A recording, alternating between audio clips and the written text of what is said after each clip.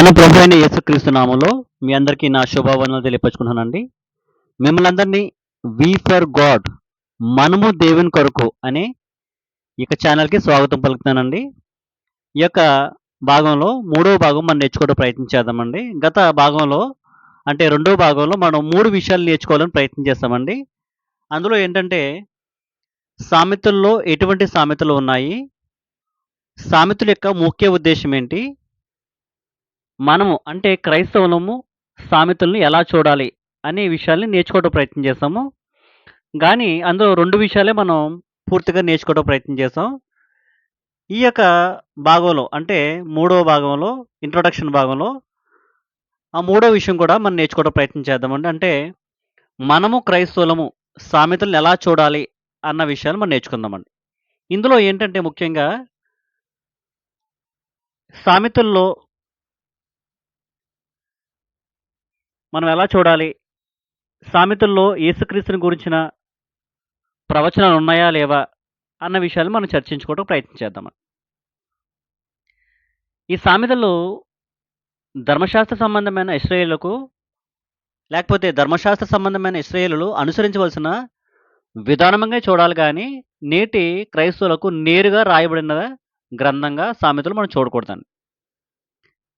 అసలు సామెతలు గాని, కీర్తనలు గాని, పాత నిబంధన గాని ముఖ్యంగా మనం చూసుకుంటే అవి ఇశ్రాయేలు ప్రజలకి కోసమే వారి కొరకే రాయబడిన గ్రంథాలు తప్ప, నేటి క్రైస్తవులకు నేరుగా అవలంబించుకొనుటకు రాసిన గ్రంథాలు కాదని మనం తెలుసుకోవటం ప్రయత్నించాలి.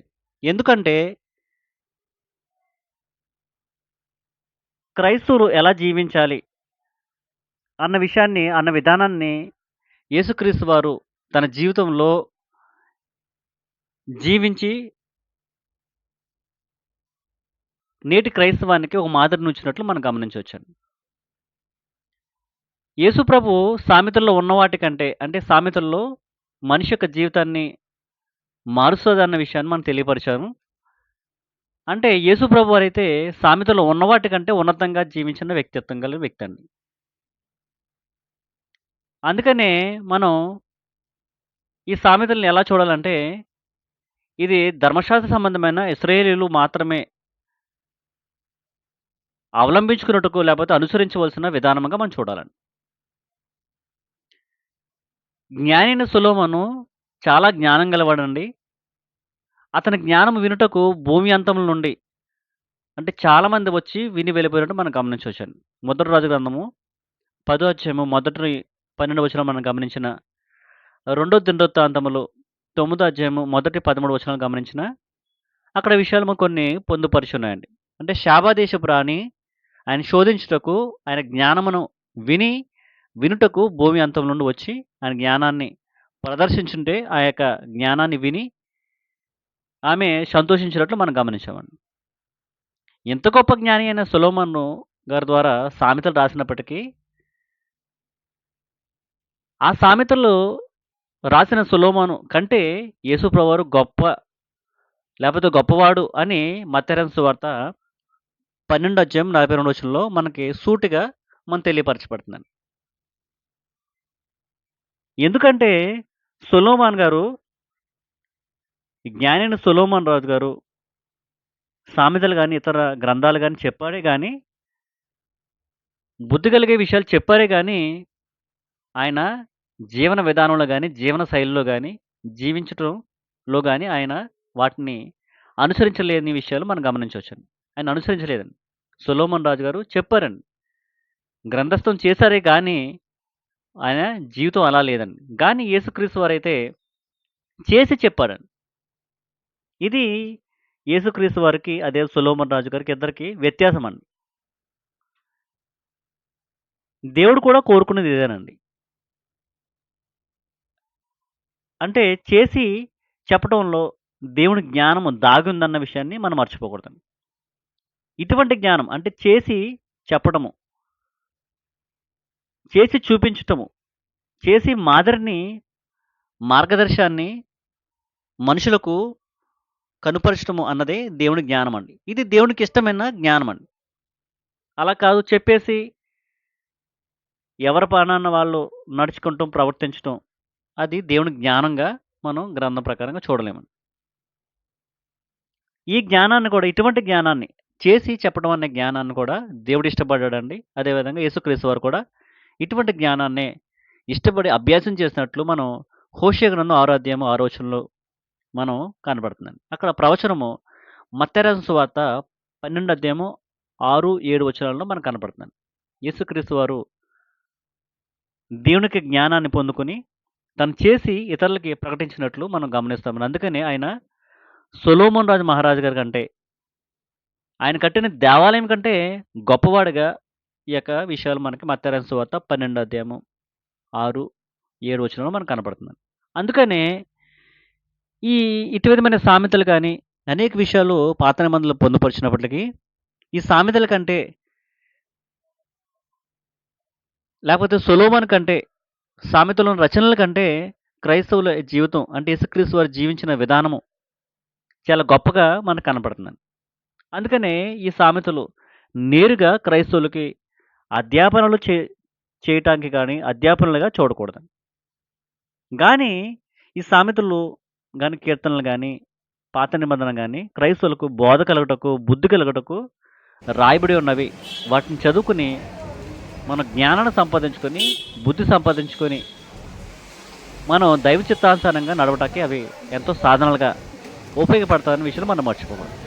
అందుకనే మనకు క్రొత్త నిబంధనలో కూడా మొదటి కొరింథీయులకు రాసిన పత్రిక 10వ అధ్యాయము 11వ వచనం గాని, రోమీయులకు రాసిన పత్రిక 15వ అధ్యాయము 4వ వచనం గాని, గలతీయులకు రాసిన పత్రిక 3వ అధ్యాయము 25వ వచనాన్ని మనం గమనిస్తే పాత నిబంధన విషయాలు మనకి అంటే నేటి క్రైస్తవానికి అవి బోధ కలుగజేస్తాయి, బుద్ధి కలుగజేస్తాయి, వారి జీవితంలో పరివర్తన కలుగజేస్తాయి, అవి సాధనాలుగా ఉపయోగపడతాయి. అందుకనే వాటి పొందుపరిచి నేటి క్రైస్తవానికి అందించడం జరిగిందన్న విషయాన్ని మనం మర్చిపోకూడదు. అందుకనే సూత్రములు తెలుసుకున్నట తప్పులేదండి. సామెతల్లో అనేక సూత్రాలు మానవ జీవితానికి మలిచే సూత్రాలు అనేకమైనవి సొలొమోను మహారాజు ద్వారా దేవుడు పొందుపరచడం మనం గమనించాం. వాటిని చదువుకొని గ్రహించి మన జీవితంలో అవలంబించుకొని మన జీవితంలో పరివర్తన తెచ్చుకోవడానికి అవి సాధనలుగా ఉపయోగపడటానికి అవకాశం ఉన్నది. ఇలాగా సామెతలు క్రైస్తవులు చూడవలసిన అవసరత చాలా ఉందన్న విషయం మనం మర్చిపోవద్దు. రెండో విషయం ఏంటంటే ఇందులోనే ముఖ్యంగా సామెతల్లో యేసుప్రభుని గురించిన ప్రవచనాలు ఉన్నవా లేవా అన్న విషయాన్ని మనం ముఖ్యంగా మనం ఇక థంబ్‌నెయిల్‌లో కూడా మనం చూసామండి. సామెతల్లో యేసుప్రభు వారి గురించి ప్రవచనాలు ఉన్నాయని చాలామంది వాటిని గురించి మనం చర్చిస్తూ ఉంటారండి. గానీ మనం క్వెషన్ ఏంటంటే సామెతల్లో యేసుప్రభు వారి గురించి ప్రవచనాలు ఉన్నవా లేవా అన్న విషయాలు. మనం దీని గురించి తెలుసుకోవాలంటే మనం మూలానికి వెళ్తే సామెతలు సొలొమోను రాజు గారు రాయబడ్డాయండి. ఈ సొలొమోను రాజు గారు ద్వారా రాయబడిన విషయాలు మనకు తెలుసు కానీ, సొలొమోను గారు ద్వారా రాయబడిన సామెతలు ప్రవచనాలైతే సొలొమోను కూడా ప్రవక్త అయి ఉండాలండి. ఒకవేళ సొలొమోను రాజు ప్రవక్త కాకపోతే ఈ సామెతలు ప్రవచన గ్రంథం కాదు అన్న విషయాన్ని మనం నేర్చుకోవటానికి చాలా ఈజీగా ఉంటదండి. అందుకని మనం చాలా జాగ్రత్తగా గమనిస్తే సొలొమోను రాజు గారు రాజుగా, లేకపోతే శిల్పిగా, ఆర్కిటెక్ట్‌గా, రచయితగా, రైటర్‌గా మనకు కనపడతారు తప్ప ఆయన ఎక్కడ ప్రవచనకారుడుగా ప్రవచించినట్లు గాని, ప్రవక్తగా మనకి దేవుడు బయలుపరచలేదండి. ఆయన రాసిన గ్రంథాల్లో ఎక్కడ మనకి ఆయన ప్రవక్తగా కనపడలేదు. ఇటు సామెతలు గమనించిన, ప్రసంగి గమనించిన, పరమగీతాలు గమనించిన వీటిలో యేసుప్రభు వారి గురించిన ప్రవచనాలు ఎక్కడ నెరవేర్పు జరిగినట్లు కొత్త నిబంధనలో మనం చూడమండి. సువార్తల్లో కూడా మనం గమనించమండి. చాలామంది వీటి విషయాలు తెలియకుండా, ఈ విషయాలు తెలియకుండా సామెతల్లో యేసుక్రీస్తు వారి గురించి ఉన్నాయని కొంతమంది యేసుప్రభు వారి గురించిన విషయాల్ని సామెతల్లోంచి తీసుకురావాలని ప్రయత్నం చేస్తుంటారు. అంతకంటే ముఖ్యంగా సొలొమోను రాజు గారు రాసిన పరమగీతాల్లోంచి కూడా యేసుప్రభు వారికి సంఘానికి ముడిపెట్టి అవి పరమగీతాలు సంఘానికి అదేవిధంగా యేసుప్రభు వారి గురించి రాయబడిన విషయాలని చాలామంది చెప్తుంటారు. కానీ అలా చెప్పుకోవటానికి బలం ఉండాలండి. కారణం ఉండాలండి. గానీ సొలొమోన్ రాజు గారు ప్రవక్త కాదు కాబట్టి అవి ప్రవచన గ్రంథాలుగా మనం చూడకూడదు. అందులో యేసుక్రీస్తు వారి గురించి ప్రవచనాలు లేవండి. అంతకంటే ముఖ్యంగా మనం గమనించుకుంటే దావీదు గారు ప్రవక్తగా దేవుడి గ్రంథం మనకి బయలుపరుస్తున్నాడు.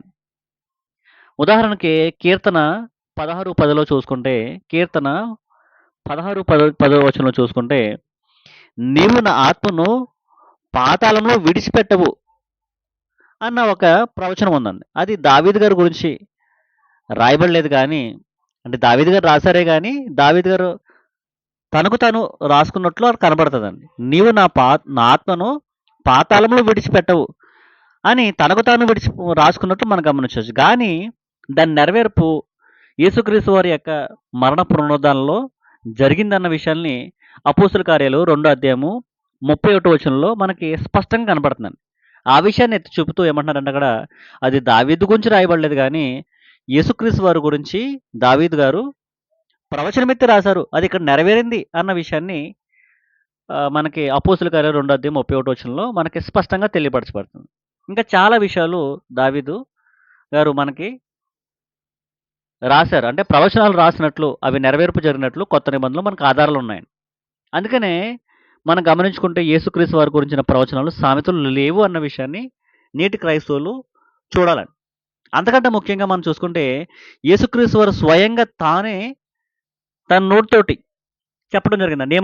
ఏమని చెప్పారంటే లూకాసు సువార్త 24 అధ్యాయము 44 వచనంలో చూసుకుంటే లూకాసు సువార్త 24:44 చూసుకుంటే ఆయన మోషే ధర్మశాస్త్రంలోను ప్రవక్తల గ్రంథంలోను కీర్తనలోను నన్ను గూర్చి రాయబడిన అన్నయు అంటే మోషే ధర్మశాస్త్రంలో నా గురించి రాయబడింది, ప్రవక్తన గ్రంథాలలో నా గురించి రాయబడింది, కీర్తన గ్రంథాలలో నా గురించి రాయబడింది అన్న విషయాన్ని ఆయన స్పష్టంగా తెలియపరుస్తున్నారండి.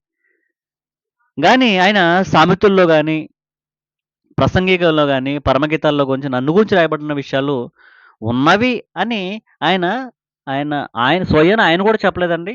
గ్రంథం ఆధారికంగా చూసుకుంటే ఆయన ఎక్కడ సొలొమోన్ రాజు గారు రాసిన సామెతలు, లేకపోతే సొలొమోన్ రాసిన రచనలలో ప్రవచనాలు ఉన్నవి. అవి నెరవేర్పుగా కొత్త నిబంధనలో జరిగిన విషయాన్ని మనకెక్కడ కనపడదండి. అందు విషయమే మనం నేటి క్రైస్తవులు మనం ఈ సామెతలను ఎలా చూడాలంటే అవి ధర్మశాస్త్ర సంబంధమైన ఇశ్రాయేలు అనుసరించవలసిన విధానమనగానే చూడాలి గానీ, నేటి క్రైస్తవులకు నేరుగా రాయబడినవి కాదు అన్న విషయాన్ని మనం గమనించుకోవాలి. అవి సామెతల్లో యేసుప్రభు వారి గురించిన ప్రవచనాలు లేవు. ఎందుకు లేవంటే సొలొమోన్ రాజు గారు ప్రవక్త కాదు అని గ్రంథం స్పష్టంగా తెలియపరుస్తుంది కాబట్టి, ఈ విధంగా క్రైస్తవులు ఈ యొక్క గ్రంథాన్ని చూసి మనం నేర్చుకోవటానికి, ముందు కొనసాగడానికి అవకాశం ఉంటదని మిమ్మల్ని అందరినీ హెచ్చరిస్తున్నానండి.